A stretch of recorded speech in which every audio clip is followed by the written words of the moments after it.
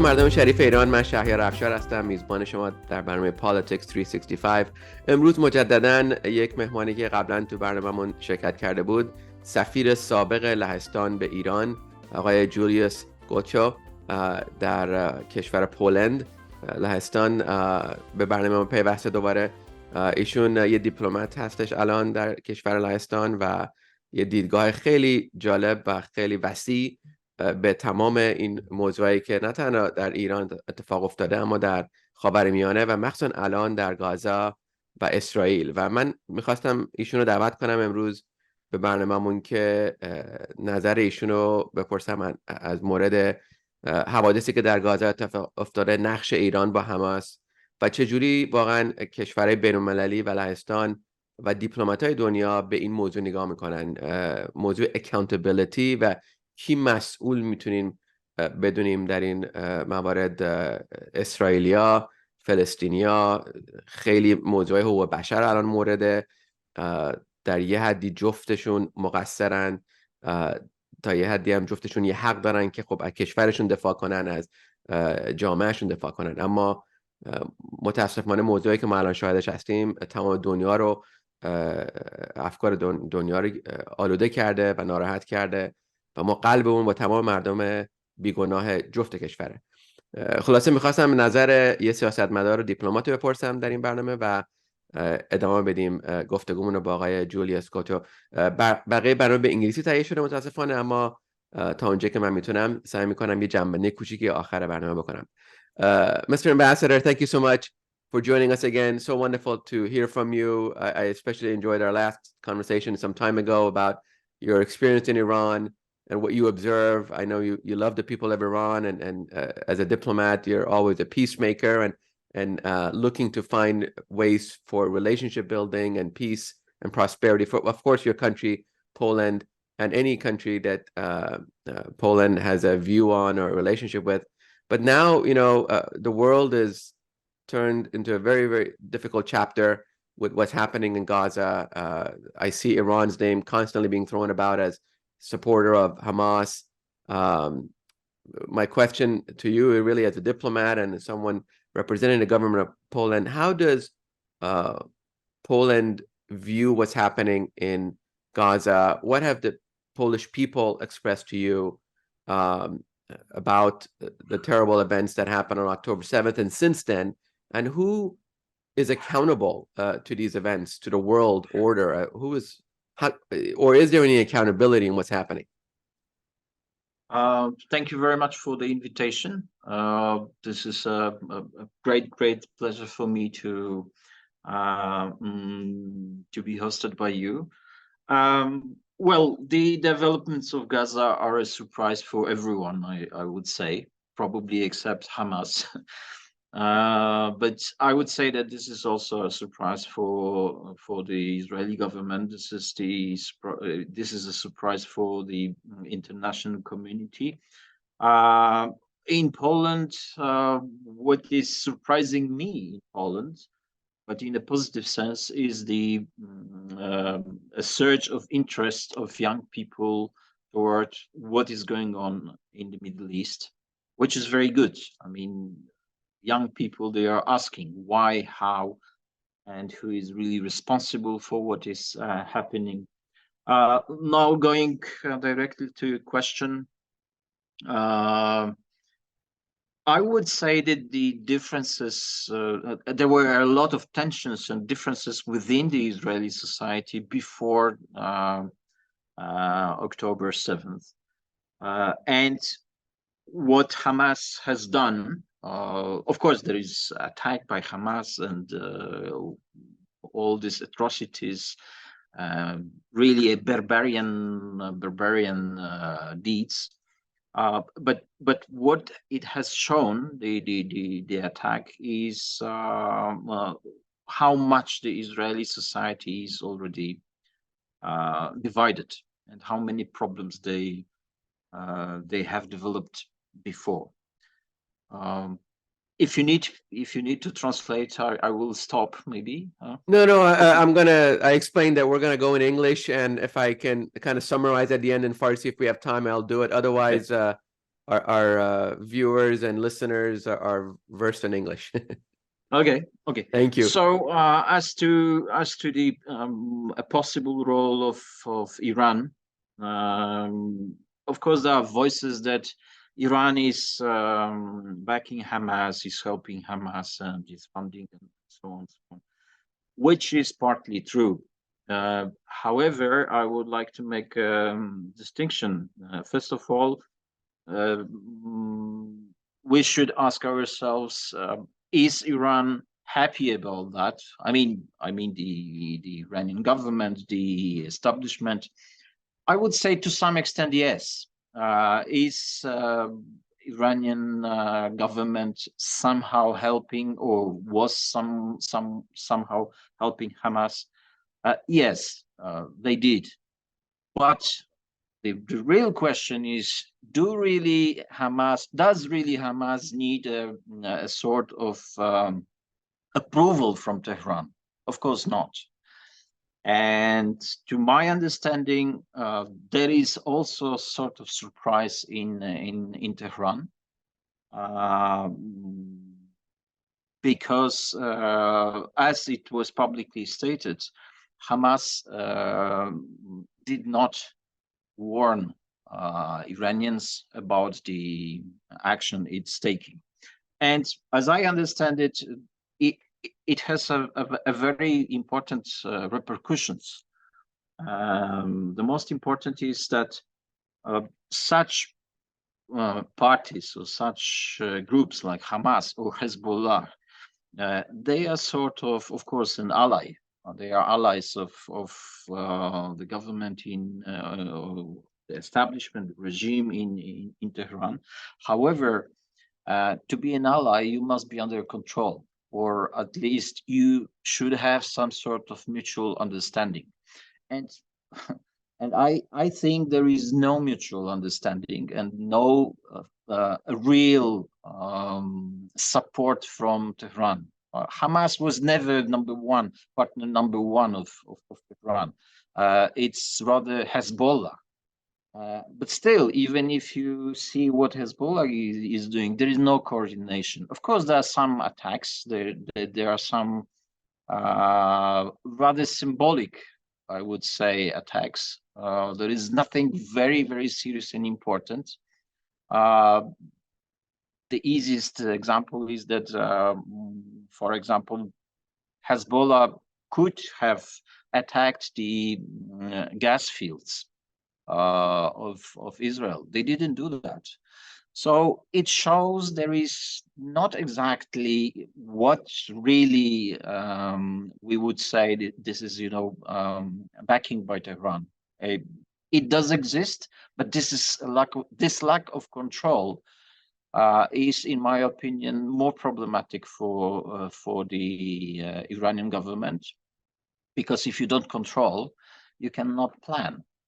And for this reason, I would say that yes, some people might be happy about what Hamas is doing with Israel, but not to the extent as other people would say. This is my rough analysis of this question. Thank you for that explanation. I'm curious, and you don't have to necessarily answer on behalf of Poland, but I'm curious, how do democratic countries, members of the European Union, that have diplomatic relations with Iran, absent the US, of course, how do they reconcile their relationship with Iran, and by virtue of what Iran does in supporting Hamas or Hezbollah?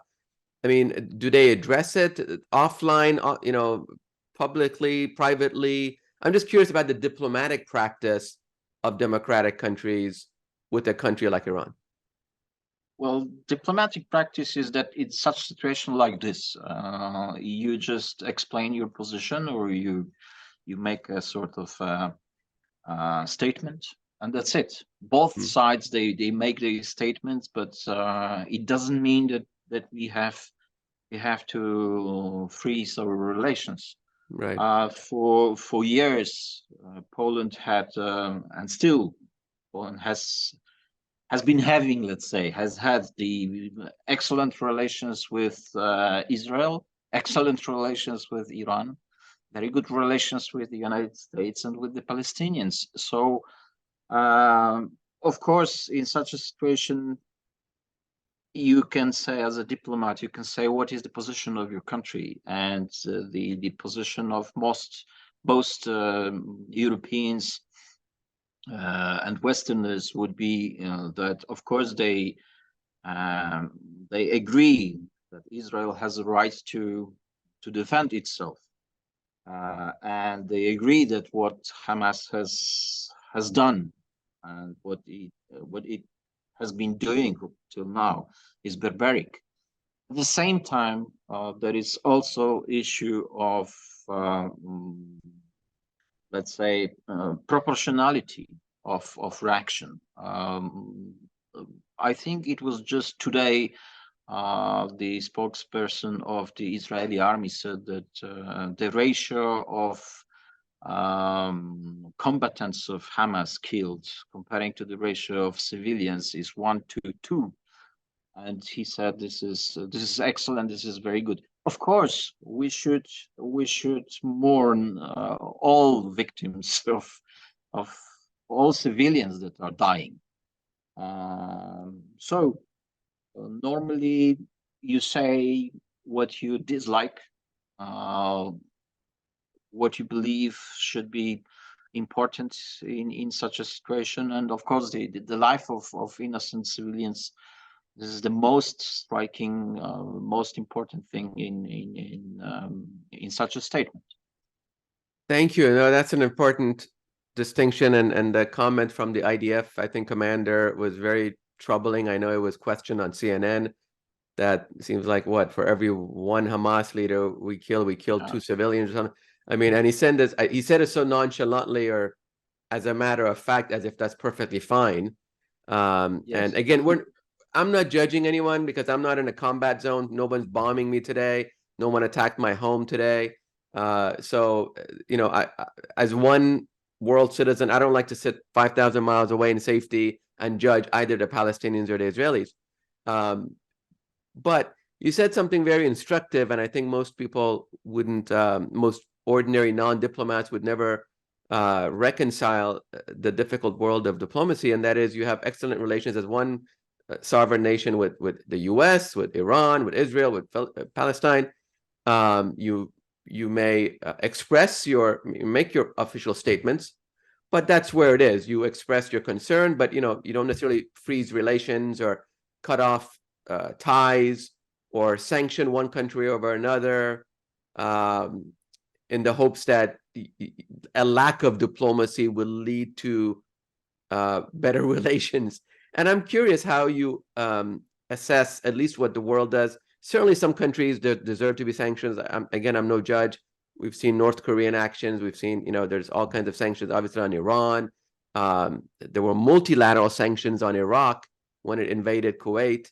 I'm curious as to when you say Poland would maintain excellent relationships, and it does good for Poland. How do you view sanctions as a foreign policy tool that's used by the U.S.? Sanctions are always very much problematic because usually those who want to impose sanctions on another country, they say, well, this is only specific targets. It should not affect, for example, civilians, but it does. So personally, I think this is very, very problematic how you apply sanctions. There is more and more views among the academia and about diplomats that sanctions do not work the way we want them to work. And we can see that, for example, case of North Korea, it doesn't work. I mean, they are still producing nuclear weapons. They have the technology. The country is starving, the people are starving. So, and the regime is stronger and stronger.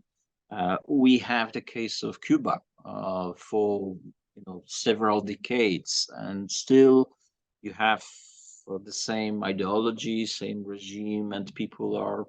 And it's very difficult to say who is more responsible for the misery. Is it because of the sanctions or because of the ideology?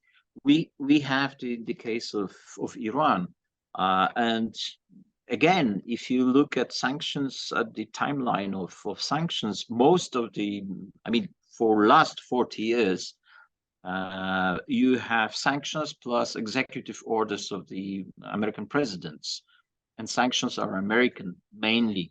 Only when the case was like last decade, when the issue was about the nuclear program of Iran, there were sanctions also by the United Nations and by the European Union.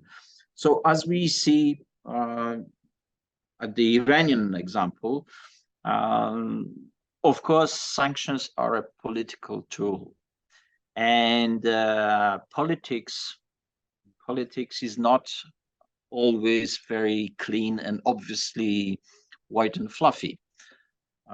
So this is a general remark. This is not just about this particular kind of sanctions against Iran. They're different. So in general,